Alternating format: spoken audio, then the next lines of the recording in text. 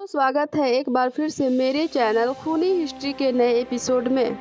आज मैं सुनाने वाली हूँ एनाबेल डॉल की सच्ची कहानी। कहानी को आखिर तक जरूर सुनिएगा और चैनल पर नए हैं तो चैनल को सब्सक्राइब कर लीजिएगा। तो कहानी शुरू करते हैं। 1970 के दशक में अमेरिका के कनेक्टिकट में रहने वाली एक नर्स डोना को उसकी मां ने एक पुरानी रैग डॉल गिफ्ट की। यह डॉल साधारण और मासूम दिखती थी, लेकिन डोना और उसकी रूममेट एंजी को जल्द ही एहसास हुआ कि यह गुड़िया कुछ असामान्य थी।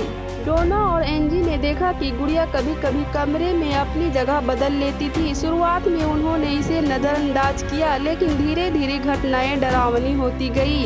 एक दिन उन्होंने देखा कि गुड़िया के पास कागज का एक टुकड़ा पड़ा था जिस पर लिखा था मदद करो। यह अजीब था क्योंकि उनके घर में ऐसा कागज था ही नहीं। जल्द ही उनके दोस्त लू को भी इसका खौफनाक अनुभव हुआ। एक रात उसने महसूस किया कि गुड़िया उसके सीने पर बैठी है और उसे सांस लेने में तकलीफ हो रही है। जब उसने होश में आकर खुद को देखा तो उसके शरीर पर नाखूनों ऐसे गहरे घाव थे। यह सब देखकर डोना और एंजी ने मदद के लिए लोरेन को संपर्क किया। लोरेन वारेन दंपति ने इस डॉल की गहराई से जांच की और पाया कि इसमें किसी इंसानी आत्मा का वास नहीं था, बल्कि एक दुष्ट आत्मा थी।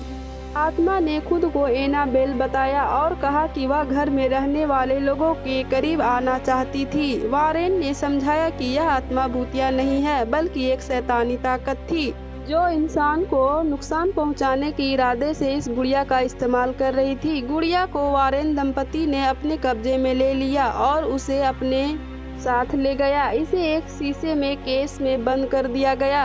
गुड़िया आज भी सक्रिय है और इस पर कड़ी निगरानी रखी जाती है। एनाबेल डॉल की यह कहानी आज भी लोगों के दिलों में खौफ भर देती है। यह घटना इस बात का सबूत है कभी कभी साधारण चीजों में भी अदृश्य ताकतें छिपी हो सकती हैं। दोस्तों, कहानी अच्छी लगी हो तो इसे लाइक और सब्सक्राइब करें। मेरे चैनल में इसी तरह की और भी दिलचस्प कहानियां हैं, उन्हें भी जरूर सुनें। मेरी कहानी को यहाँ तक सुनने के लिए आपका धन्यवाद।